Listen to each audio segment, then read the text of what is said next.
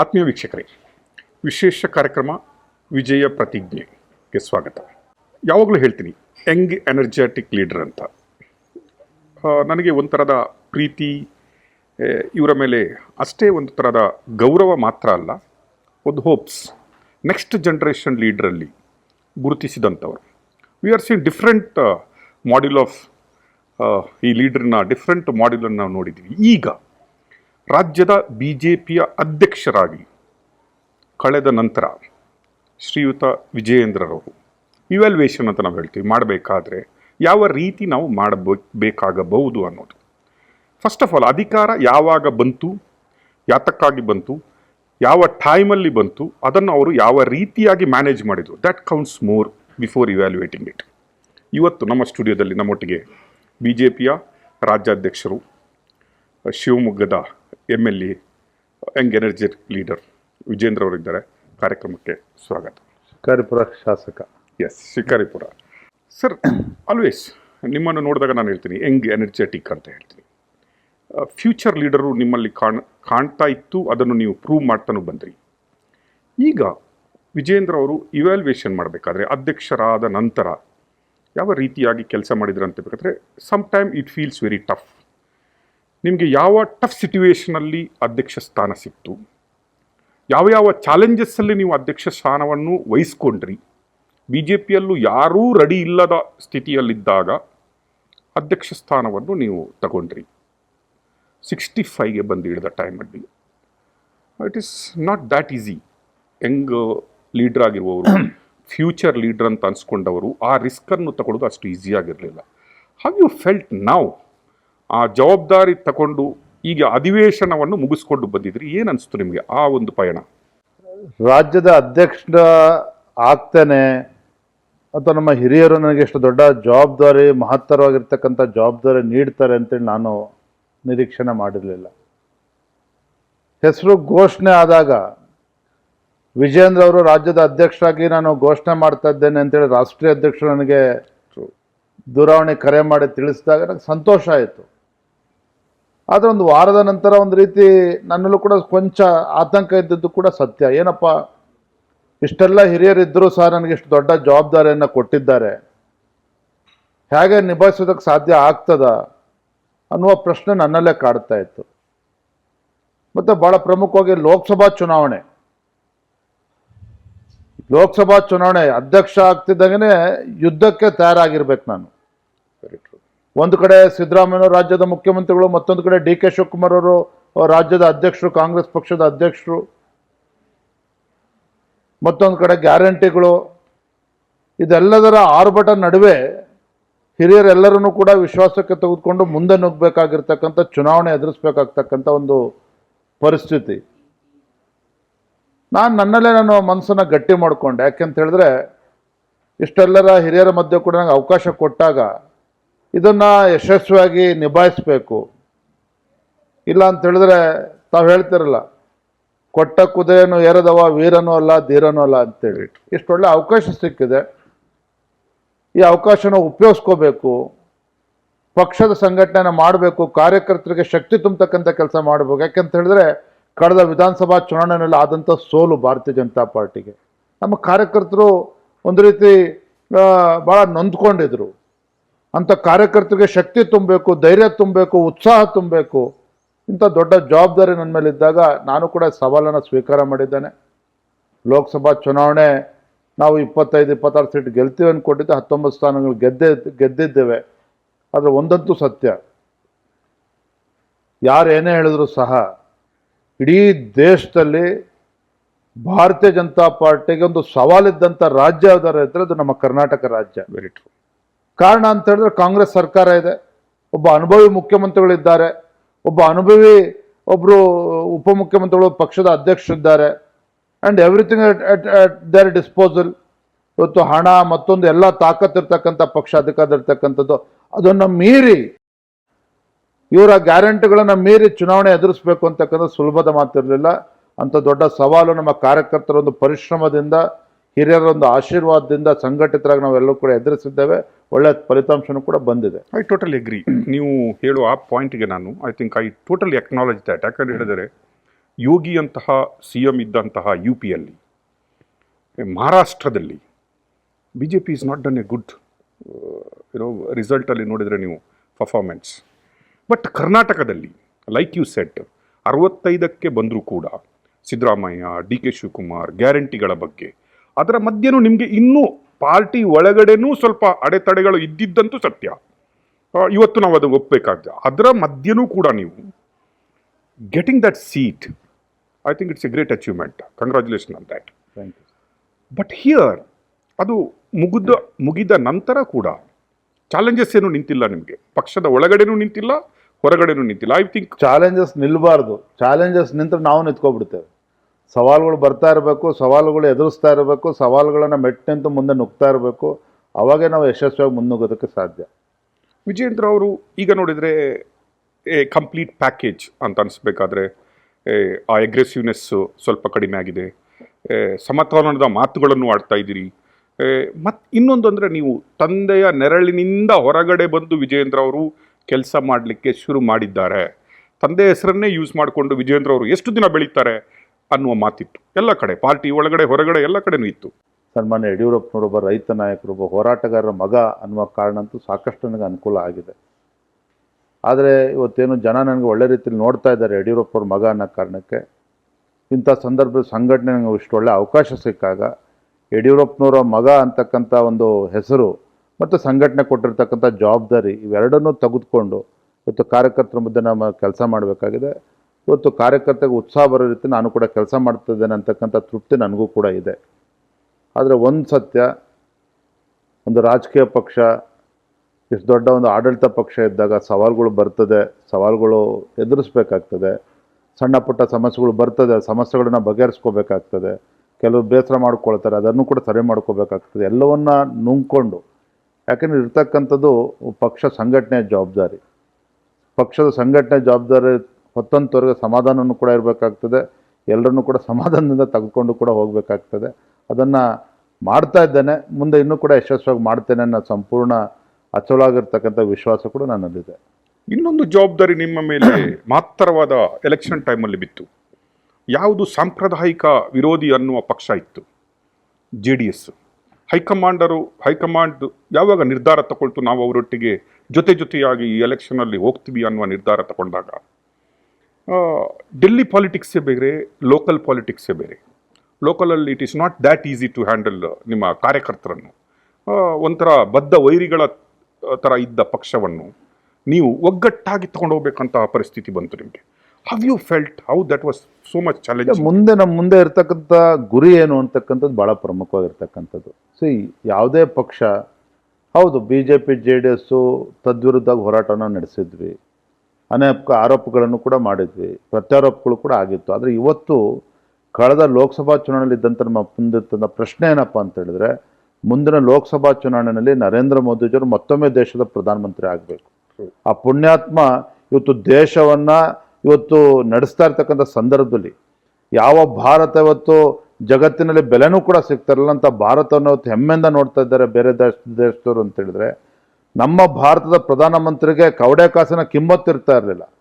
ಅಂಥ ಭಾರತದ ಒಬ್ಬ ಪ್ರಧಾನಮಂತ್ರಿ ನರೇಂದ್ರ ಮೋದಿಜಿಯವರು ಅಮೆರಿಕ ಅಂತ ಅಧ್ಯಕ್ಷನು ಕೂಡ ಇವತ್ತು ರೆಡ್ ಕಾರ್ಪೆಟ್ ವೆಲ್ಕಮ್ ಮಾಡ್ತಾರೆ ಅಂತ ಹೇಳಿದ್ರೆ ನಮ್ಮ ಭಾರತದ ಪ್ರತಿಷ್ಠೆ ಇವತ್ತು ಎತ್ತರಕ್ಕೆ ಹೋಗಿದೆ. ಅದಕ್ಕೆ ಕಾರಣ ನರೇಂದ್ರ ಮೋದಿಜಿಯವರು.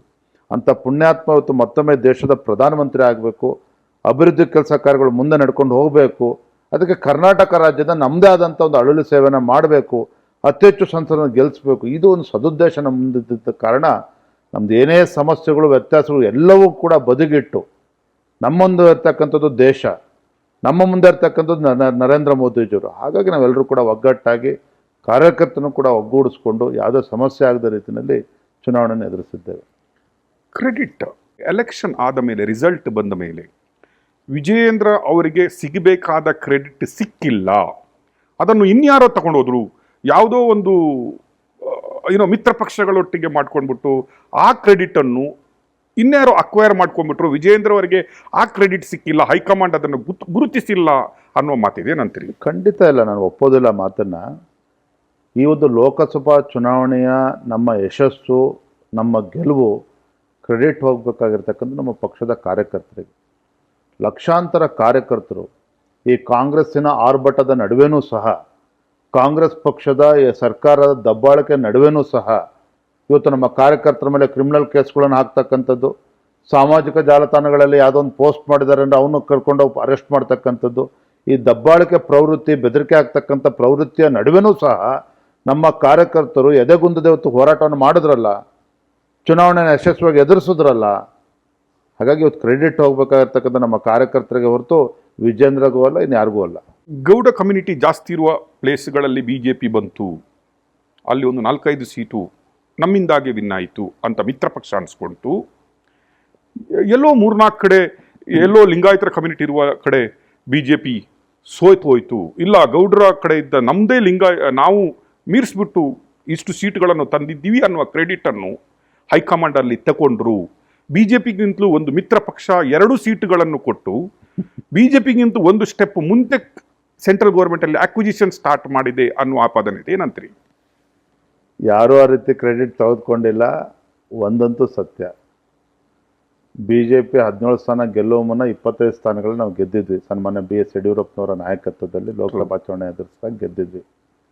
ಮೊನ್ನೆನೂ ಕೂಡ ಕಲ್ಯಾಣ ಕರ್ನಾಟಕದಲ್ಲಿ ನಮಗೆ ಹಿನ್ನಡೆ ಆಗಿದೆ. ಅದಕ್ಕೆ ಕಾರಣ ಹಲವಾರು ಇದ್ದಾವೆ, ನಾನು ಅದ್ರ ಬಗ್ಗೆ ಚರ್ಚೆ ಮಾಡೋದಕ್ಕೆ ಹೋಗೋದಿಲ್ಲ.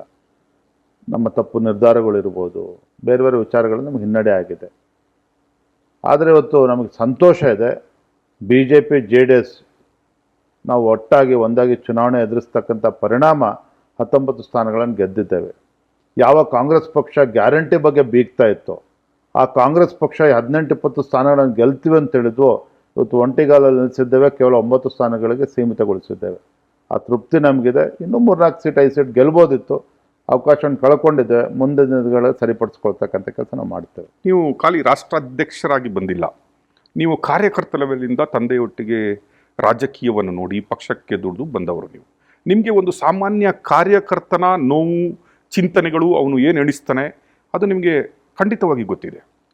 ಈಗ ಪಕ್ಷದೊಳಗಡೆ ಕಾರ್ಯಕರ್ತರಲ್ಲೂ ಕೂಡ ಒಂದು ಮಾತು ಎದ್ದೇಳ್ತಾ ಇದೆ, ನಾವು JDS ಅನ್ನು ಬೆಳೆಸ್ತಾ ಇದ್ದೀವಾ ಅಥವಾ BJPಯನ್ನು ಬೆಳೆಸಬೇಕಾ ಎನ್ನುವ ಒಂದು ಗೊಂದಲದಲ್ಲಿ ನಮ್ಮ ಕಾರ್ಯಕರ್ತರು ಬಂದುಬಿಟ್ಟಿದ್ದಾರೆ. ಯಾಕಂದರೆ ಕ್ವಶನ್ಸ್ ಈವನ್ ನಿಮ್ಮ ನಾಯಕರುಗಳು ಕೇಳಲಿಕ್ಕೆ ಶುರು ಮಾಡಿದ್ದಾರೆ. ವಿ ಆರ್ ಗಿವಿಂಗ್ ಇಂಪಾರ್ಟೆನ್ಸ್, ನಮ್ಮ ಇಂಪಾರ್ಟೆನ್ಸು ನಮ್ಗಿಂತ ಜಾಸ್ತಿ 2 ಸೀಟ್ ಸಿಕ್ಕ JDS ಅವರಿಗೆ ಸಿಗ್ತಾ ಇದೆ, from the high command till here ಅನ್ನುವ ಒಂದು ಆಪಾದನೆ ತುಂಬ ಕಡೆ ಈ ಕೂಗುನು ಕೇಳಿ ಬರ್ತಾ ಇದೆ. ಕೆಲವರು ಓಪನ್ ಆಗಿ ಹೇಳ್ತಾ ಇದ್ದಾರೆ, ಕೆಲವರು inside the 4 walls it's listening. But ರಾಜ್ಯಾಧ್ಯಕ್ಷರಾಗಿ ವಾಟ್ ಯು ಆರ್ ಫೀಲಿಂಗ್? ಇವತ್ತು ಕಲ್ಯಾಣ ಕರ್ನಾಟಕ ಇರ್ಬೋದು, ಹಳೆ ಮೈಸೂರು ಭಾಗ ಇರ್ಬೋದು, ಹೆಚ್ಚು ಸಂಘಟನೆಗೆ ಶಕ್ತಿಯನ್ನು ಕೊಟ್ಟು ಮುಂದಿನ ದಿನಗಳಲ್ಲಿ ಭಾರತೀಯ ಜನತಾ ಪಾರ್ಟಿಯನ್ನು ಸ್ಪಷ್ಟ ಬಹುಮತ ಅಧಿಕಾರಕ್ಕೆ ತರಬೇಕು. ಇದು ನನ್ನ ಮುಂದೆ ಕೊಟ್ಟಿರ್ತಕ್ಕಂಥ ಟಾಸ್ಕ್, ಗುರಿ. ಆ ಗುರಿ ಮುಟ್ಟೋ ತನಕ ನಾನು ಯಾವತ್ತೂ ಕೂಡ ಮನೇಲಿ ಕೂರ್ತಕ್ಕಂಥ ಪ್ರಶ್ನೆನೆಲ್ಲ. ನನಗೆ ವಿಶ್ವಾಸ ಇದೆ, may be it's too early ಅಂತ ತಮಗೆ ಅನ್ನಿಸ್ಬೋದು. ನಾವು ಹೋಗ್ತಕ್ಕಂಥ ರೀತಿ, ನಾವು ತೆಗೆದುಕೊಳ್ತಕ್ಕಂಥ ಹೋರಾಟ, ಇದೆಲ್ಲವೂ ಕೂಡ ನಮಗೆ ಯಶಸ್ಸು ಕೊಟ್ಟೇ ಕೊಡ್ತದೆ, ಕಾರ್ಯಕರ್ತ ಶಕ್ತಿ ಕೊಟ್ಟೇ ಕೊಡ್ತದೆ. ಕಾರ್ಯಕರ್ತರು ಕೂಡ ನಮಗೆ ಶಕ್ತಿಯನ್ನು ತುಂಬ್ತಾರೆ. ಮುಂದಿನ ದಿನಗಳಲ್ಲಿ ಭಾರತೀಯ ಜನತಾ ಪಾರ್ಟಿ ನಾವು ಸ್ಪಷ್ಟ ಬಹುಮತದೊಂದಿಗೆ, ನಮ್ಮ ಶಕ್ತಿಯ ಆಧಾರದ ಮೇಲೆ ಸಂಪೂರ್ಣ ಬಹುಮತದ ಅಧಿಕಾರಕ್ಕೆ ಬರ್ತೇವೆ. ಅದು ನಮ್ಮ ಮುಂದಿರ್ತಕ್ಕಂಥ ಗುರಿ. ರಾಷ್ಟ್ರೀಯ ಪಕ್ಷವಾದ ರಾಜ್ಯಾಧ್ಯಕ್ಷರಾದ ನೀವು ಜಗನ್ನಾಥ ಭವನದಿಂದ JP ಭವನಕ್ಕೆ ಹೋಗಿ ಮೀಟಿಂಗ್ ಮಾಡುವಾಗ ಕಾರ್ಯಕರ್ತರಲ್ಲಿ ಎಲ್ಲೋ ಅನಿಸಿದ್ದು ಇದೆ, ನಮ್ಮಲ್ಲಿಗೆ ಅವರು ಬರಬೇಕಾಗಿತ್ತು, ನಾವು ಅಲ್ಲಿಗೆ ಹೋಗಿ ಮೀಟಿಂಗ್ ಮಾಡುವಂತಹ ವ್ಯವಸ್ಥೆ ಸರಿ ಇಲ್ಲ ಅಂತ ಹೇಳುವ ಮಾತು ಕಾರ್ಯಕರ್ತರ ಲೆವೆಲಲ್ಲಿ ಬಂತು. ಏನಂತೀರಿ? ಯಾರು ಏನು ಮಾತಾಡ್ತಾರೆ ಅನ್ನೋದಕ್ಕಿಂತ ಹೆಚ್ಚಾಗಿ ನಮ್ಮಲ್ಲಿ ಸ್ಪಷ್ಟತೆ ಇರಬೇಕು. ನಮ್ಮ ಉದ್ದೇಶ, ನಮ್ಮ ಗುರಿ ಬಗ್ಗೆ ಸ್ಪಷ್ಟತೆ ಇರಬೇಕು. ನಮ್ಮ ಮನಸ್ಸು ಸರಿ ಇರಬೇಕು. ನಮ್ಮ ಕಾರ್ಯಕರ್ತರಿಗೆ ನೋವಾಗದ ರೀತಿಯಲ್ಲಿ, ಅವಮಾನ ಮಾಡ್ತಕ್ಕಂಥ ರೀತಿಯಲ್ಲಿ ನಡ್ಕೋಬೇಕು ಅಂತಕ್ಕಂಥ ಒಂದು ಪ್ರಾಮಾಣಿಕತೆ ನಮ್ಮಲ್ಲಿ ಇರಬೇಕು. ಅದು ನನ್ನಲ್ಲಿದೆ ಅಂತೇಳಿ ನಾನಂತೂ ಅಂದ್ಕೊಂಡಿದ್ದೇನೆ. ನಮ್ಮ ಕಾರ್ಯಕರ್ತರಿಗೆ ನೋವಾಗದ ರೀತಿಯಲ್ಲಿ ನಡ್ಕೋಬೇಕು ಅಂತೇಳಿ ನಾನು ಕೆಲಸವನ್ನು ಮಾಡ್ತಾ ಇದ್ದೇನೆ. ಆದರೆ ಕೆಲವು ಸಂದರ್ಭಗಳು ಬಂದಾಗ ಹೋಗಬೇಕಾಗ್ತದೆ, ಅವರು ಕೂಡ ಬರ್ತಾರೆ, ನಾವು ಕೂಡ ಹೋಗಬೇಕಾಗ್ತದೆ. ಈ ವಿಚಾರ ಹಿಡ್ಕೊಂಡು ಯಾರೋ ಕಾರ್ಯಕರ್ತರು ಬೇಸರ ಆಗಿದೆ ನನಗಂತೂ ಅನಿಸೋದಿಲ್ಲ. ನಮ್ಮ ಮುಂದೆ ದೊಡ್ಡ ಗುರಿ ಇದೆ, ಆ ಗುರಿ ನಾವು ತಲುಪಬೇಕಾಗಿದೆ. ಯಾವಾಗಲೂ ಭ್ರಷ್ಟಾಚಾರದ ಬಗ್ಗೆ ಡಿಂಡಿಮ ಹಾಡ್ತಾ ಇದ್ದ ಕಾಂಗ್ರೆಸ್ನವರು BJPಯ 40% ಗೌರ್ಮೆಂಟ್ ಅಂತ ಜನಗಳಿಗೆ ಮನವರಿಕೆ ಮಾಡಿಬಿಟ್ಟು ಗ್ಯಾರಂಟಿಯನ್ನು ಹೊತ್ತುಬಿಟ್ಟು ಬಂದಂಥ ಕಾಂಗ್ರೆಸ್ಸಿನವರು ಇವತ್ತು ನೀವು ರಾಜ್ಯಾಧ್ಯಕ್ಷರಾಗಿದ್ದಾಗ ರೊಟ್ಟಿಯೇ ಜಾರಿ ತುಪ್ಪಕ್ಕೆ ಬಿತ್ತು ಅಥವಾ ತುಪ್ಪನ ರೊಟ್ಟಿಯ ಮೇಲೆ ಬಿತ್ತು, ನಿಮ್ಮ ಕೈಗೆ ಪ್ರಬಲವಾದ ಭ್ರಷ್ಟಾಚಾರದ ಅಸ್ತ್ರ ಸಿಕ್ಕಿದೆ, ಏನಂತೀರಿ? ಹಾಗೆ ತಾವೇ ನೋಡಿದಾಗೆ ಸಿದ್ದರಾಮಯ್ಯನವರು ಹೇಳ್ಕೊಂಡಾಗೆ ಅವರ ರಾಜಕೀಯ ಜೀವನದಲ್ಲಿ ಯಾವತ್ತೂ ಕೂಡ ಭ್ರಷ್ಟಾಚಾರದ ಆರೋಪಗಳು ಬಂದಿಲ್ಲ. ನಾನು ಪ್ರಾಮಾಣಿಕ ಹೇಳ್ತೇನೆ, ನಮಗೂ ಕೂಡ ಇವತ್ತು ಆಶ್ಚರ್ಯ ಆಗಿದೆ. ಯಾಕೆ ಸಿದ್ದರಾಮಯ್ಯನವರು, ಯಾವ ಅಹಿಂದ ಬಗ್ಗೆ ಮಾತಾಡ್ತಕ್ಕಂಥ ಸಿದ್ದರಾಮಯ್ಯನವರು ವಾಲ್ಮೀಕಿ ಅಭಿವೃದ್ಧಿ ನಿಗಮದಲ್ಲಿ ಇಷ್ಟು ಹಗರಣ ಆಗೋದಕ್ಕೆ ಯಾಕೆ ಅವಕಾಶನ ಕೊಟ್ಟರು? ಯಾಕೆ ಇವತ್ತು 187 ಕೋಟಿ ಇವತ್ತು ಪರಿಷ್ಠ ಪಂಗಡಕ್ಕೆ ಮೀಸಲಿಟ್ಟಿರ್ತಕ್ಕಂಥ ಹಣವನ್ನು ದೋಚೋದಕ್ಕೆ ಯಾಕೆ ಅವಕಾಶ ಮಾಡಿಕೊಟ್ರು? ಯಾಕೆ ಹಣವನ್ನು ಲೋಕಸಭಾ ಚುನಾವಣೆಗೆ ದುರ್ಬಳಕೆ ಮಾಡಿಕೊಂಡ್ರು? ಯಾಕೆ ಮೈಸೂರಿನ ಮೂಡ ಹಗರಣದಲ್ಲಿ ಯಾವ ಬಡವರಿಗೆ ಪಾಲಾಗಬೇಕಾಗಿರ್ತಕ್ಕಂಥ ನಿವೇಶನಗಳು ಸಮಾಜವಾದ ಹಿನ್ನೆಲೆಯಿಂದ ಬಂದಿರತಕ್ಕಂಥ ಸಿದ್ದರಾಮಯ್ಯನವ್ರ ನೇತೃತ್ವದಲ್ಲಿ ಯಾಕೆ ಅಂತ ಅವ್ಯವಹಾರಕ್ಕೆ ಅವಕಾಶ ಮಾಡಿಕೊಟ್ರು? ಯಾಕೆ ಅವ್ರು ಸರ್ಕಾರ ಬಂದ ಮೇಲೆ ಸಿದ್ದರಾಮಯ್ಯ ಮುಖ್ಯಮಂತ್ರಿಗಳಾದಮೇಲೆ ಇವತ್ತು ಸಾವಿರಾರು ನಿವೇಶನಗಳು ಬಡವರಿಗೆ ಸಿಗಬೇಕಾದ ನಿವೇಶನಗಳು ಇವತ್ತು ಮನ ಬಂದಂತೆ ಹಂಚ್ತಾ ಇದ್ದಾರೆ, ಸಾವಿರಾರು ಕೋಟಿ ಲಾಸ್ ಆಯಿತು. ಇದಕ್ಕೆ ಯಾಕೆ ಸಿದ್ದರಾಮಯ್ಯನವ್ರು ಅವಕಾಶ ಮಾಡಿಕೊಟ್ರು? ಇದು ರಾಜ್ಯದ ಜನರು ಕೂಡ ಪ್ರಶ್ನೆ ಮಾಡ್ತಾ ಇದ್ದಾರೆ, ವಿರೋಧ ಪಕ್ಷ ನಾವು ಕೂಡ ಪ್ರಶ್ನೆಯನ್ನು ಮಾಡ್ತಾ ಇದ್ದೇವೆ. ನೀವು ಹೇಳಿದ್ರಿ ಅಡ್ಜಸ್ಟ್ಮೆಂಟ್ ಪಾಲಿಟಿಕ್ಸ್ ಅಂತ ಮಾತಾಡ್ತೀವಿ, ನಾವು ಕೇಳ್ತೀವಿ, ಕೆಲವು ಸಲ ಮಾತಾಡ್ತೀವಿ. ಹೋರಾಟಗಳು ವೆದರ್ ಇಟ್ ಇಸ್ ಅಡ್ಜಸ್ಟ್ಮೆಂಟ್ ಹೋರಾಟನ ಅಥವಾ ಅಂತ. ಸಿದ್ದರಾಮಯ್ಯನವರು ಮಾತಾಡುವಾಗ ತೂತು ಮೈ ಮೇಲೆ ಬರುವಾಗ ಅವ್ರು ಹೇಳ್ತಾರೆ, ಈ ಗಿವ್ ಲೀಸ್ಟ್. ಬಿ ಜೆ ಪಿಯವರ 21 ಹಗರಣಗಳಿದೆ, ಅದು ಇದೆ, ಇದು ಇದೆ ಅಂತೆಲ್ಲ ಕೊಡ್ತಾರೆ. SIT ಮಾಡ್ತೀವಿ, ಆಲ್ಮೋಸ್ಟ್ ಇಬ್ಬರನ್ನ ಬೋವಿ ಇದರಲ್ಲಿ ಅರೆಸ್ಟನ್ನು ಮಾಡಿಬಿಟ್ಟಿದ್ದಾರೆ. ಸೊ ನಿಮ್ಮ ಹಗರಣ ಜಾಸ್ತಿಯಾ ನಮ್ಮ ಹಗರಣ ಜಾಸ್ತಿಯಾ ಅಂತ ಕಂಪ್ಯಾರಿಸನ್ ಒಳ್ಳೆಯದಾ, ಅಥವಾ ನೈತಿಕತೆಯ ಹೊಣೆ ಹೊತ್ತು ನೀವು ಸಿದ್ದರಾಮಯ್ಯನವರನ್ನು ರಾಜೀನಾಮೆ ಕೊಡಬೇಕಂತ ಕೇಳ್ತಾ ಇದ್ದೀರಿ? ನೋಡ್ರಿ, ಕಾಂಗ್ರೆಸ್ನವರು ಬಂಡ್ರಿದ್ದಾರೆ. ಆ ಬಂಡತನ ರಕ್ತಗತವಾಗಿ ಬಂದ್ಬಿಟ್ಟಿದೆ ಕಾಂಗ್ರೆಸ್ನವ್ರಿಗೆ. ಇವತ್ತು ನಾವು BJP ಹೋರಾಟ ಕೈಗೆತ್ಕೊಳ್ತೇವೆ ಅಂದಾಗ ಅನೇಕ ಆರೋಪಗಳು ನಮ್ಮ ವಿರುದ್ಧ ಮಾಡಿದ್ದಾರೆ. ನಮ್ಮನ್ನು ಬೆದರಿಸ್ತಕ್ಕಂಥ ಕೆಲಸನ ಮಾಡಿದ್ದಾರೆ, ನಮ್ಮ ಹೋರಾಟಗಳನ್ನು ಹತ್ತಿಕ್ಕತಕ್ಕಂಥ ಕೆಲಸನ ಮಾಡಿದ್ದಾರೆ, ನಮ್ಮನ್ನು ಬ್ಲ್ಯಾಕ್ ಮೇಲ್ ಮಾಡ್ತಕ್ಕಂಥ ಕೆಲಸನೂ ಕೂಡ ಮಾಡಿದ್ದಾರೆ. ಇವರು ನಮ್ಮನ್ನು ಹೆದರಿಸ್ತಾ ಇದ್ದಾರೆ ಅಂತೇಳಿ ನಾವು ರಗ್ಗೋಚ್ಕೊಂಡು ಮನೇಲಿ ಮಲ್ಕೊಳ್ಳಿಲ್ಲ. ಇವರ ಬಂಡಾಟ ಏನು ಮಾಡ್ತಾರೆ ಅಂತಕ್ಕಂಥ ಅರಿವು ನಮಗೂ ಕೂಡ ಇದೆ, ಅದ್ರ ಬಗ್ಗೆ ತಲೆ ಕೆಡಿಸ್ಕೊಂಡಿಲ್ಲ. ಇವತ್ತು ಒಂದು ಮಾತ್ರ ಸತ್ಯ, ವಾಲ್ಮೀಕಿ ಅಭಿವೃದ್ಧಿ ನಿಗಮದ ಹಗರಣ ಇರ್ಬೋದು, ಮೈಸೂರಿನ ಮೂಡ ಹಗರಣ ಇರ್ಬೋದು, ಇವತ್ತು ಒಂದು ತಾರ್ಕಿಕ ಅಂತ್ಯಕ್ಕೆ ಬರ್ತಕ್ಕಂಥ ಸಂದರ್ಭ ಈಗಾಗಲೇ ಬಂದಿದೆ, ಸಮಯ ಬಂದಿದೆ. ನಾಗೇಂದ್ರ ರಾಜೀನಾಮೆ ಕೊಟ್ಟಿದ್ದಾರೆ. ಹಣಕಾಸಿನ ಸಚಿವರಾಗಿರ್ತಕ್ಕಂಥ ಸಿದ್ದರಾಮಯ್ಯನೂ ಕೂಡ ರಾಜೀನಾಮೆ ಕೊಡ್ತಕ್ಕಂಥ ಸಂದರ್ಭ ಬಂದಿದೆ ಈಗಾಗಲೇ. ಮೂಡದಲ್ಲೂ ಕೂಡ ಉತ್ತರ ಕೊಡಲೇಬೇಕಾಗಿದೆ. ದುರಂತ ಅಂತ ಹೇಳಿದ್ರೆ ನಾವು ಯಾರೂ ಕೂಡ ನಿರೀಕ್ಷೆ ಮಾಡಿರಲಿಲ್ಲ. ಮುಖ್ಯಮಂತ್ರಿಗಳು ಸ್ವತಃ ಪ್ರೆಸ್ ಮೀಟ್ ಮಾಡ್ತಾ ಇದ್ದಾರೆ ಸದನ ನಡೀತಕ್ಕಂಥ ಸಂದರ್ಭದಲ್ಲಿ. ಒಬ್ಬ ಮಂತ್ರಿ ಹೋಗಿ ಅವ್ರ ಪಕ್ಕದಲ್ಲಿ ಕೂರ್ಲಿಲ್ವಲ್ಲ ಹಾಗಾದ್ರೆ ಮುಖ್ಯಮಂತ್ರಿಗಳು ಕಳೆದ ವಾರ ಮಾಡಿದಂಥ ಪತ್ರಿಕಾಗೋಷ್ಠಿನಲ್ಲಿ? ಯಾರಿದ್ದಾರೆ ಇವತ್ತು ಅವ್ರ ಪಕ್ಕ? ಯಾರಿವತ್ತು ಮುಖ್ಯಮಂತ್ರಿ ಸ್ಥಾನಕ್ಕೆ ಟವಲ್ಗಳು ಹಾಕಿದ್ರೆ ಅವ್ರ ಅಕ್ಕಪಕ್ಕ ಇದ್ದಾರೆ. ಇದು ಈ ರಾಜ್ಯದ ದುರಂತ. ಈ ನಾಡಿನಲ್ಲಿರ್ತಕ್ಕಂಥ ದಲಿತ, ಪರಿಷ್ಠ ಜಾತಿ, ಪರಿಷ್ಠ ಪಂಗಡದ ಜನ ಏನು ಅನ್ಯಾಯ ಆಗಿದೆ ಸಮುದಾಯಗಳಿಗೆ, ಅವ್ರಗಳಿಗೆ ಧ್ವನಿಯಾಗಿ ಇವತ್ತು ನಾವು ಹೋರಾಟವನ್ನು ಕೈಗೆತ್ತಿಕೊಂಡಿದ್ದೇವೆ. ಯಾರು ಬಡವರು ಇದ್ದಾರೆ, ನಿರ್ಗತಿಕರಿದ್ದಾರೆ, ಇವತ್ತು ನಿವೇಶನದಿಂದ ವಂಚಿತರಾಗಿದ್ದಾರೆ, BJP ಅವರು ನ್ಯಾಯ ಕೊಡಿಸ್ತಾರೆ ಅನ್ನೋ ಭರವಸೆ ಇವತ್ತು ನಮ್ಮನ್ನು ನೋಡ್ತಾ ಇದ್ದಾರೆ. ಹಾಗಾಗಿ ಅವ್ರಿಗೆ ದ್ರೋಹ ಮಾಡ್ತಕ್ಕಂಥ ಕೆಲಸ ಮಾಡೋದಿಲ್ಲ, ನ್ಯಾಯವನ್ನು ಕೊಡಿಸ್ತೇವೆ ಅಂತಕ್ಕಂಥ ವಿಶ್ವಾಸ ನಮಗಿದೆ. ಆ ಭರವಸೆನ ತಮ್ಮ ಮೂಲಕ ಈ ರಾಜ್ಯದ ಜನತೆಗೂ ಕೂಡ ನಾನು ನೀಡ್ತಾ ಇದ್ದೇನೆ. So there is 2 challenges. ಒಗ್ಗಟ್ಟು BJP ಒಳಗಡೆನೇ ಇಲ್ಲದ್ದು. ಈಗ ಯತ್ನಾಳ್ ಅಂತವರು ಆಲ್ವೇಸ್ ಯಾವುದೇ ಒಂದು ಸ್ಟೇಟ್ಮೆಂಟು ಯಾವ ಟೈಮಲ್ಲಿ ಕೊಡಬಾರ್ದು ಆ ಟೈಮಲ್ಲಿ ಕೊಟ್ಬಿಡ್ತಾರೆ. ಏನೋ ಒಂದು ಸ್ಟೇಟ್ಮೆಂಟನ್ನು ಪದೇ ಪದೇ ಕೊಡ್ತಾ ಇರ್ತಾರೆ. ನಿನ್ನೆ ನೀವು ನೋಡಿದರೆ ಇನ್ನೊಬ್ಬರು ಟ್ವೀಟ್ ಮಾಡ್ತಾರೆ. ಇದು ಎಲ್ಲೋ ನಿಮ್ಮ ಹೋರಾಟಕ್ಕೆ BJPಯ ನಾಯಕರುಗಳಿಂದನೇ ತಡೆ ಬರ್ತಾ ಇದೆ ಅಂತ ಹೇಳುವಾಗ ಜನಗಳಿಗೆ ಅಡ್ಜಸ್ಟ್ಮೆಂಟ್ ಪಾಲಿಟಿಕ್ಸ್ ಅಂತ ಅನ್ನೋದು ಎಷ್ಟು ತಪ್ಪಿದೆ?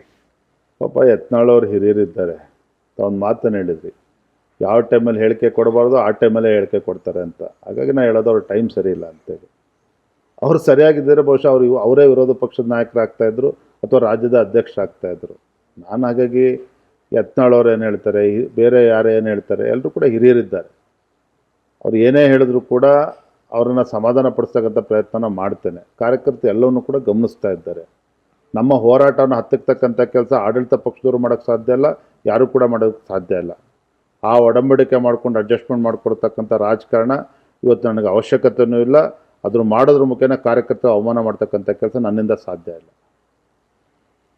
ಇನ್ನೊಂದು ಕಡೆ ಕಾಂಗ್ರೆಸ್ಸಿನ 2 ಬಣಗಳು ನಿಮಗೆ ವರವಾಗಿ ಪರಿಣಮಿಸಿದ್ದೂ ಇದೆ. ಲೈಕ್ ಯು ಸೆಡ್, CM ಒಟ್ಟಿಗೆ 1-2 ಜನ ಕೂತ್ಕೊಳ್ಳಿಕ್ಕೆ ರೆಡಿ ಇಲ್ಲ, ಅವರನ್ನು ಡಿಪೆಂಡ್ ಮಾಡ್ಕೊಳ್ಳಿಕ್ಕೆ ರೆಡಿ ಇಲ್ಲ. ಅಂತಹ ವೀಕ್ 136 ಇದ್ದರೂ ಕೂಡ ಸಮ್ವೇರ್ ಆ ವಾಯ್ಸನ್ನು ನೀವು ಸದನದಲ್ಲಿ ನೋಡಿದರೆ 36 ಮಾತ್ರ ಕಾಣ್ತಾ ಇತ್ತು ಅಂತ ಎಲ್ಲರೂ ಹೇಳ್ತಾರೆ. 100 ಏನೋ ಸೈಲೆಂಟಲ್ಲಿ ಇದ್ರು ಅಂತ. ಆ ಟೈಮನ್ನು ನೀವು ಕ್ಲಿಯರ್ ಆಗಿ ಯುಟಿಲೈಸ್ ಮಾಡ್ಕೊಳ್ಳಿಕ್ಕೆ ಆಗ್ತಾ ಇಲ್ಲ ಅನ್ನುವ ಭಾವನೆ. ಇಲ್ಲ ರೀ, ನಮ್ಮ ಹೋರಾಟ ಎಷ್ಟು ಪರಿಣಾಮಕಾರಿಯಾಗಿದೆ ಅಂತ ಹೇಳಿದ್ರೆ ಸಿದ್ದರಾಮಯ್ಯನವರು ಸದನದಲ್ಲಿ ಉತ್ತರ ಕೊಡೋಕ್ಕೆ ಸಾಧ್ಯ ಆಗಿಲ್ಲ. ನಮ್ಮ ಹೋರಾಟ ಎಷ್ಟು ಪರಿಣಾಮಕಾರಿಯಾಗಿದೆ ಅಂತ ಹೇಳಿದ್ರೆ ಸದನದ ನಡಿಬೇಕಾದ್ರೇ 5 ಜನ ಸಚಿವರು ಸದನದ ಒಳಗಡೆ ನಮ್ಮ ಪ್ರಶ್ನೆಗೆ ಉತ್ತರ ಕೊಡೋಕ್ಕೆ ಸಾಧ್ಯ ಆಗದೇನೆ ಪತ್ರಿಕಾಗೋಷ್ಠಿ ಕರೆಯಿದ್ರು. ನೀವು ರಾಜ್ಯದ ಇತಿಹಾಸದಲ್ಲಿ ಯಾವತ್ತೂ ಕೂಡ ನೋಡೋಕೆ ಸಾಧ್ಯ ಇಲ್ಲ. ಸದನ ನಡೀತಾ ಇದೆ, 5 ಜನ ಸಚಿವರು ಪ್ರೆಸ್ ಮೀಟ್ ಮಾಡ್ತಾರೆ. ಸದನ ನಡೀತಾ ಇದೆ, ಮುಖ್ಯಮಂತ್ರಿಗಳು ಉತ್ತರ ಕೊಡೋಕೆ ಸಾಧ್ಯ ಆಗದೇನೆ ಪ್ರೆಸ್ ಮೀಟ್ ಮಾಡ್ತಾರೆ. ಸದನ ಮುಗಿದಿದೆ, ಮತ್ತೆ ನೆನ್ನೆ ಪ್ರೆಸ್ ಮೀಟ್ ಮಾಡಿದ್ದಾರೆ. ಬಹುಶಃ ಇಷ್ಟು ವೀಕ್ ಸರ್ಕಾರ ಯಾವತ್ತೂ ಕೂಡ ನೋಡಿರಲಿಲ್ಲ, ಇಂಥ ವೀಕ್ ಮುಖ್ಯಮಂತ್ರಿಗಳು ಕೂಡ ನಾವು ನೋಡಿರಲಿಲ್ಲ. ಅಂಥ ಪರಿಸ್ಥಿತಿ ಒದಗಿ ಬಂದಿದೆ. ಕಾಂಗ್ರೆಸ್ನ ಒಂದು ಬಹುದೊಡ್ಡ ಆಪಾದನೆ ಲಾಸ್ಟ್ 10 ವರ್ಷದಿಂದ ನಾವು ಭಾರತದಲ್ಲಿ ಕೇಳ್ತಾ ಇದ್ವಿ. ನರೇಂದ್ರ ಮೋದಿ ಸರ್ಕಾರ ಇಡಿ, IT, CBI ಅನ್ನು ಯೂಸ್ ಮಾಡಿ ಗೌರ್ಮೆಂಟ್ಗಳನ್ನು ಬೆಳೆಸುತ್ತೆ, ಮುಖ್ಯಮಂತ್ರಿಗಳನ್ನೇ ಅರೆಸ್ಟ್ ಮಾಡಿಸ್ತಾರೆ. ಲೈಕ್ ಅರವಿಂದ್ ಕೇಜ್ರಿವಾಲ್, ಅಲ್ಲಿ ಸುರೇನ್, ಎಲ್ಲರನ್ನ ಅರೆಸ್ಟ್ ಮಾಡಿಸ್ತಾರೆ. ಇಲ್ಲಿಯ ಗೌರ್ಮೆಂಟನ್ನು ವೀಕ್ ಮಾಡಿಸ್ಲಿಕ್ಕಾಗಿ ಈಗ ಗೊತ್ತಾಯ್ತು. ನಿಮ್ಮ ಪ್ರಶ್ನೆ ನಂಗೆ ಅರ್ಥ ಆಯಿತು. ನನ್ನ ಪ್ರಶ್ನೆಗೆ ಒಂದು ಉತ್ತರ ಕೊಡಿ. ಅಥವಾ ಯಾರು ಮುಖ್ಯಮಂತ್ರಿಗಳು ಸಿದ್ದರಾಮಯ್ಯನವರು ಇದು ಇಡಿ CBI ಬಗ್ಗೆ ಆರೋಪ ಮಾಡ್ತಾ ಇದ್ದಾರೆ, ಈ ದೇಶದಲ್ಲಿ ಹೈಕೋರ್ಟು ಸುಪ್ರೀಂ ಕೋರ್ಟ್ ಇಲ್ವಾ? ನ್ಯಾಯಾಲಯ, ಉಚ್ಚ ನ್ಯಾಯಾಲಯಗಳು ಇಲ್ವಾ? ಹಾಗಾದರೆ ಇವತ್ತು ಅರವಿಂದ್ ಕೇಜ್ರಿವಾಲ್ ಬೇಲ್ ಅಪ್ಲಿಕೇಶನ್ ಒಂದು ಎಷ್ಟು ಸಲ ರಿಜೆಕ್ಟ್ ಆಗಿದೆ ಇವತ್ತು ಹೈಕೋರ್ಟ್, ಸುಪ್ರೀಂ ಕೋರ್ಟಲ್ಲಿ? ವ್ಯವಸ್ಥೆಗಳಿಲ್ವಾ ದೇಶದಲ್ಲಿ? ಲೆಜಿಸ್ಲೇಟರ್, ಎಕ್ಸಿಕ್ಯೂಟಿವ್, ಜುಡಿಷಿಯರಿ ವ್ಯವಸ್ಥೆ ಇಲ್ವಾ? ಪ್ರಜಾಪ್ರಭುತ್ವ ವ್ಯವಸ್ಥೆ ಇಲ್ವಾ ಹಾಗಾದ್ರೆ ನಮ್ಮಲ್ಲಿ? ಮತ್ತೊಂದು ಕಡೆ ರಾಜ್ಯದಲ್ಲಿ ಇವತ್ತು ರಾಜ್ಯದ ಜನ ಇವತ್ತು ಸಂತೋಷ ಪಡ್ತಾ ಇದ್ದಾರೆ. ಯಾವ CBI ಬಗ್ಗೆ, ಯಾವ ಎನ್ಫೋರ್ಸ್ಮೆಂಟ್ ಡೈರೆಕ್ಟರೇಟ್ ಬಗ್ಗೆ ಇವತ್ತು ಆರೋಪ ಮಾಡ್ತಾ ಇದ್ದಾರೆ, ಅದೇ ನಮ್ಮದೇ ರಾಜ್ಯದಲ್ಲಿ ಜನ ಖುಷಿ ಪಡ್ತಾ ಇದ್ದಾರೆ. ಇವತ್ತು SIT ಮೂಲಕ ವಾಲ್ಮೀಕಿ ಅಭಿವೃದ್ಧಿ ನಿಗಮ ಹಗರಣ ಇವತ್ತು ಬಹಿರಂಗ ಆಗೋದಕ್ಕೆ ಸಾಧ್ಯ ಇರ್ತಿರಲಿಲ್ಲ. CBI ಅವರು, ED ಅವರು ಪ್ರಾಮಾಣಿಕ ತನಿಖೆ ಮಾಡಿದರ ಪರಿಣಾಮ ಇವತ್ತು ನಾಗೇಂದ್ರ ರಾಜೀನಾಮೆ ಕೊಟ್ಟಿದ್ದಾರೆ. ನಮಗೆ ನ್ಯಾಯ ಸಿಗ್ತದೆ ನಾವು ಭರವಸೆನಲ್ಲಿ ಇವತ್ತು ರಾಜ್ಯದ ಜನ ಇವತ್ತು, ಅದೇ ಪರಿಷ್ಠ ಪಂಗಡದ ಜನ ಇವತ್ತು ಎದುರು ನೋಡ್ತಾ ಇದ್ದಾರೆ. ಅದನ್ನ ಯಾಕೆ ಅರ್ಥ ಮಾಡ್ಕೊಳ್ತಾ ಇಲ್ಲ ಮುಖ್ಯಮಂತ್ರಿಗಳು? ಯಾಕೆ ಇವತ್ತು ಆರೋಪಗಳನ್ನು ಕೇವಲ ಅಧಿಕಾರಿಗಳ ಮೇಲೆ ಹಾಕಿ ಗೂಬೆ ಕೂರಿಸಿ ಇವತ್ತು ಅವ್ರನ್ನ ಪ್ರೊಟೆಕ್ಟ್ ಮಾಡ್ಕೊಳ್ತಕ್ಕಂಥ ಕೆಲಸ ಯಾಕೆ ಮಾಡ್ತಾ ಇದ್ದಾರೆ? ಇದು ನಾನು ಕೇಳ್ತಾ ಇಲ್ಲ, ರಾಜ್ಯದ ಜನ ಇವತ್ತು ಪ್ರಶ್ನೆ ಮಾಡ್ತಾ ಇದ್ದಾರೆ. ಈಶ್ವರಪ್ಪನವರ ವಿಷಯ ಬಂದಾಗ, ಸಂತೋಷ್ ಆತ್ಮಹತ್ಯೆ ಮಾಡಿಕೊಂಡಾಗ ಈಶ್ವರಪ್ಪನವರು ರಿಸೈನ್ ಮಾಡಿದ್ರು. ಈಗ ಚಂದ್ರಶೇಖರ್ ಅವರು ಆತ್ಮಹತ್ಯೆ ಮಾಡ್ಕೊಂಡಿದ್ದಾರೆ, ನಾಗೇಂದ್ರ ಅವರು ರಿಸೈನ್ ಮಾಡಿದ್ದಾರೆ. CM ಯಾಕೆ ರಿಸೈನ್ ಮಾಡಬೇಕು? ನಂದು ಅದಕ್ಕೂ ಏನು ಸಂಬಂಧನೂ ಇಲ್ಲ ಅಂತ CM ಅವರ ವಾದ. ಏನಂತೀರಿ? ಸಿದ್ದರಾಮಯ್ಯನವರು ಮಾಜಿ ಮುಖ್ಯಮಂತ್ರಿಗಳಾಗಿದ್ದರೆ ಈ ಪ್ರಶ್ನೆಯನ್ನು ಒಪ್ಕೊಳ್ತಾ ಇದ್ದೆ. ಯಾವ ಸಂದರ್ಭದಲ್ಲಿ ವಾಲ್ಮೀಕಿ ಅಭಿವೃದ್ಧಿ ನಿಗಮದ ಹಗರಣ ಆಗಿದೆ, ಯಾವ ಸಂದರ್ಭದಲ್ಲಿ ಇವತ್ತು 187 ಕೋಟಿ ಹೊರ ರಾಜ್ಯಕ್ಕೆ, ತೆಲಂಗಾಣಗೆ, ಹೈದ್ರಾಬಾದಲ್ಲಿ ಅಸ್ತಿತ್ವವೇ ಇಲ್ಲದೆ ಇರತಕ್ಕಂಥ ಕಂಪ್ನಿಗಳಿಗೆ ಹಣ ಕಳಿಸ್ಕೊಟ್ಟಿದ್ದಾರೆ. ಆ ಹಣವನ್ನು ಹೇಗೆ ಎನ್ಕ್ಯಾಶ್ ಮಾಡಿಕೊಂಡು ಲೋಕಸಭಾ ಚುನಾವಣೆ ಬಳಸಿದ್ದಾರೆ. ಇದು ಯಾರ ಅವಧಿಯಲ್ಲಾಗಿರ್ತಕ್ಕಂಥದ್ದು? ಸ್ವತಃ ಸಿದ್ದರಾಮಯ್ಯನವರು ರಾಜ್ಯದ ಮುಖ್ಯಮಂತ್ರಿಗಳು. ಇವರ ಗ್ರಾಚಾರಕ್ಕೆ ಅವರೇ ಹಣಕಾಸಿನ ಸಚಿವರು. ಹಣಕಾಸಿನ ಸಚಿವರ ಅನುಮತಿ ಇಲ್ಲದೇನೆ ಇಷ್ಟು ದೊಡ್ಡ ಮೊತ್ತ 106 ಕೋಟಿ ಹೊರ ರಾಜ್ಯಕ್ಕೆ ವಾಲ್ಮೀಕಿ ಅಭಿವೃದ್ಧಿ ನಿಗಮದ ಮೂಲಕ ಹೋಗೋದಕ್ಕೆ ಅಸಾಧ್ಯವಾಗಿರ್ತಕ್ಕಂಥದ್ದು ಅನ್ನುವ ಪ್ರಜ್ಞೆ ಸಾಮಾನ್ಯ ಜನರು ಕೂಡ ಇದೆ. ಹಾಗಾಗಿ ಮುಖ್ಯಮಂತ್ರಿಗಳು ಈ ಹಗರಣನೇ ಆಗಿರಲಿಲ್ಲ ಅಂತ ಹೇಳ್ತಕ್ಕಂಥ ಮುಖ್ಯಮಂತ್ರಿಗಳು ಹಗರಣ ಆಗಿದೆ ಅಂತೇಳಿ ಒಪ್ಕೊಂಡಿದ್ದಾರೆ ಸದನದಲ್ಲಿ. ಹಗರಣವೇ ಆಗಿಲ್ಲ ಅಂತಕ್ಕಂಥ ಹೇಳಿರ್ತಕ್ಕಂಥ ಮುಖ್ಯಮಂತ್ರಿಗಳು ಅವರ ಸಚಿವರ ನಾಗೇಂದ್ರ ರಾಜೀನಾಮೆ ಕೂಡ ಪಡೆದುಕೊಂಡಿದ್ದಾರೆ. ಯಾವ ಹಗರಣನೇ ಆಗಿಲ್ಲ ಅಂತಕ್ಕಂಥ ಹೇಳ್ತಾ ಇದ್ದ ಮುಖ್ಯಮಂತ್ರಿಗಳು ಇವರು ಸರ್ಕಾರಕ್ಕೆ ಭ್ರಷ್ಟಾಚಾರ ಕಳಂಕಯನ್ನು ಅಂಡ್ಕೊಂಡಿದೆ, ಇದರಿಂದ ತಪ್ಪಿಸ್ಕೊಳ್ಳೋಕ್ಕೆ ಸಾಧ್ಯನೇ ಇಲ್ಲ. ನಮ್ಮ ಗುರಿ ನ್ಯಾಯ ಕೊಡಿಸ್ಬೇಕು ಅಂತಕ್ಕಂಥದ್ದೇ ಹೊರತು ರಾಜೀನಾಮೆ ಇಲ್ಲ. ಆದರೆ ನ್ಯಾಯ ಕೊಡಿಸ್ತಕ್ಕಂಥ ಸಂದರ್ಭದಲ್ಲಿ ರಾಜೀನಾಮೆ ಕೊಡ್ತಕ್ಕಂಥ ಸಂದರ್ಭ ಬಂದಿದೆ ಅಂತ ಹೇಳಿದ್ರೆ ಅದು ನಾವೇನು ಕೂಡ ಮಾಡೋದಕ್ಕಾಗೋದಿಲ್ಲ. ಸಿದ್ದರಾಮಯ್ಯನವರು ನಿನ್ನೆ ಒಂದು ಪ್ರೆಸ್ ಮೀಟ್ ಮಾಡ್ತಾರೆ. ಅದರಲ್ಲಿ ಕೆಲವು ವಿಷಯಗಳನ್ನು ಎತ್ತಾರೆ ಅವರು. ಅದರಲ್ಲಿ ಕುಮಾರಸ್ವಾಮಿ ಅವ್ರದ್ದು ಒಂದು ಸೈಟಿನ ವಿಷಯ ಎತ್ತಾರೆ. ಮೂಡದಲ್ಲಿ GT ದೇವೇಗೌಡರದಿದೆ, ಸಾರಾ ಮಹೇಶ್ದಿದೆ, ಎಲ್ಲರದ್ದು ಲೀಸ್ಟು ಕೊಡ್ತಾರೆ. ಅದ್ರ ನಂತರ ಕೇತಗನಹಳ್ಳಿ ಕುಮಾರಸ್ವಾಮಿ ಅವ್ರದ್ದು 40-50 ಎಕರೆ ಏನು ತೋಟ ಇದೆ, ಅದನ್ನು SC/ST ಜನಾಂಗದ್ದು, ಅದನ್ನು ಫ್ರಾಡ್ ಮಾಡಿದ್ದಾರೆ ಅಂತೆಲ್ಲ ಕೊಡ್ತಾರೆ. ಈಗ ಕುಮಾರಸ್ವಾಮಿಯವರು ನಿಮ್ಮ ಮಿತ್ರ ಪಕ್ಷದಲ್ಲಿದ್ದಾರೆ, ಈಗ ನಿಮ್ಮವರೇ ಆಗಿದ್ದಾರೆ, ಕೇಂದ್ರದಲ್ಲಿ ಮಂತ್ರಿ ಆಗಿದ್ದಾರೆ. ಸಪೋಸ್ ಅದು ಏನಾದರೂ ಇನ್ವೆಸ್ಟಿಗೇಷನ್ ಬಂದರೆ ಅದನ್ನು ಸೇಮ್ ಥರದ ಫ್ರಾಡ್ ಅಂತ ಏನಾದರೂ ಅನಿಸ್ಬಿಟ್ರೆ ಬಿ ಜೆ ಪಿಯ ಸ್ಟ್ಯಾಂಡ್ ಏನಿರುತ್ತೆ? ಒಂದು ರಾಜಕೀಯ ಕ್ಷೇತ್ರದಲ್ಲಿದ್ದಾಗ, ಅಧಿಕಾರದಲ್ಲಿದ್ದಾಗ ಈ ಥರ ಆರೋಪಗಳು ಬಂದಾಗ ಆರೋಪಗಳನ್ನು ಅವರು ಪ್ರೂವ್ ಮಾಡಬೇಕಾಗ್ತದೆ. ಇವ್ರದೇ ಸರ್ಕಾರ ಇದೆ, ಅದು ಅಕ್ರಮ ಅಂತ ಆಗಿದ್ರೆ ಅಕ್ರಮದ ಬಗ್ಗೆ ತನಿಖೆ ಆಗಬೇಕಾಗ್ತದೆ. ಅದಕ್ಕೆ ಅವರು ಕುಮಾರಸ್ವಾಮಿ ಉತ್ತರ ಕೊಡ್ತಾರೆ, ಅಥವಾ ಯಾರ್ಯಾರ ಹೆಸರು ಕೇಳ್ಬಿಟ್ಟು ಅವ್ರು ಉತ್ತರ ಕೊಡ್ತಾರೆ. ಅದು ಇಲ್ಲಿರ್ತಕ್ಕಂಥ ಸಂದರ್ಭ ಏನು ಅಂತ ಹೇಳಿದ್ರೆ, ಈ ವಿಚಾರಗಳನ್ನ ತೋರಿಸಿ ಬೆದರಿಕೆ ಆಗ್ತಕ್ಕಂಥ ಪ್ರಯತ್ನವನ್ನು ರಾಜ್ಯ ಸರ್ಕಾರ, ಮುಖ್ಯಮಂತ್ರಿಗಳು ಮಾಡ್ತಾ ಇದ್ದಾರೆ. ಇದು ಸಾಧ್ಯ ಇಲ್ಲ. ಎಸ್, ರಾಜ್ಯಾಧ್ಯಕ್ಷರಾಗಿ ಮುಂದೆ ಕೆಲವು ಚುನಾವಣೆಗಳು ಬರೋದಿದೆ. ಜಿಲ್ಲಾ ಮಟ್ಟದ ಚುನಾವಣೆಗಳು, ಬೆಂಗಳೂರು BBMP ಚುನಾವಣೆ ಆದರೂ ಬರ್ಬೋದು.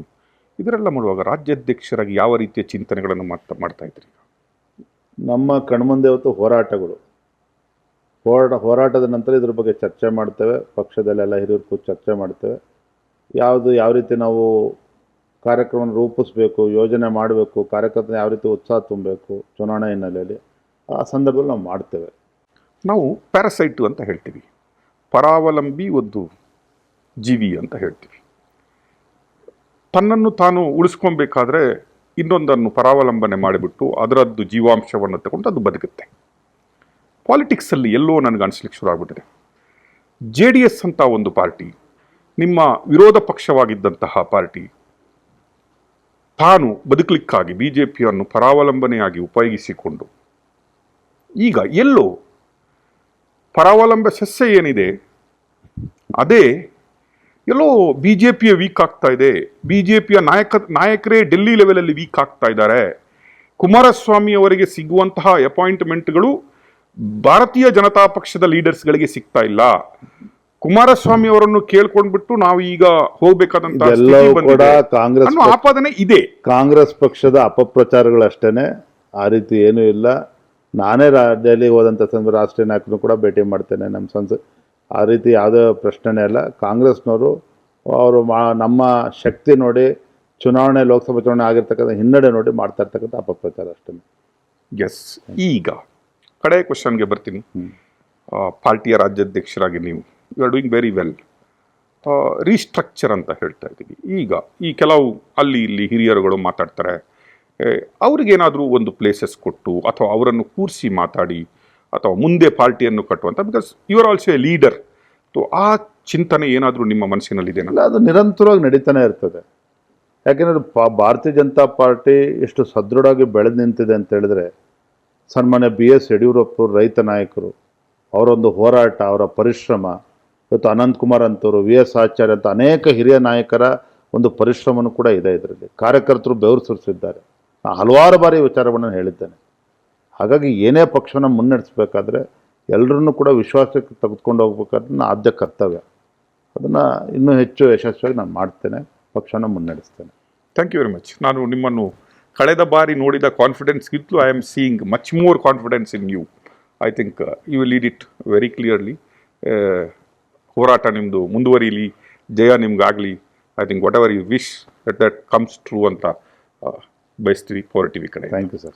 ವೀಕ್ಷಕರೇ, ಇದು always is talks straight forward, very clear in talk, thinking. I think ನಾನು ಯಾವಾಗಲೂ ಹೇಳ್ತೀನಿ, from little changes which he made, I think he is in a right target. BJP ಇವರ ರಾಜ್ಯಾಧ್ಯಕ್ಷರ ಸ್ಥಾನದಲ್ಲಿ ಪುನಃ ಗವರ್ಮೆಂಟ್ ಮಾಡಬೇಕನ್ನುವ ಕನಸನ್ನು ಅವರು ಕಾಣ್ತಾ ಇದ್ದಾರೆ. ಅವರ ಆಸೆ ಈಡೇರಿಸಿ ಅಂತ ಹೇಳ್ತಾ ಈ ಸಂದರ್ಶನದಲ್ಲಿ ಮುಗಿಸ್ತೀವಿ. ಧನ್ಯವಾದಗಳು.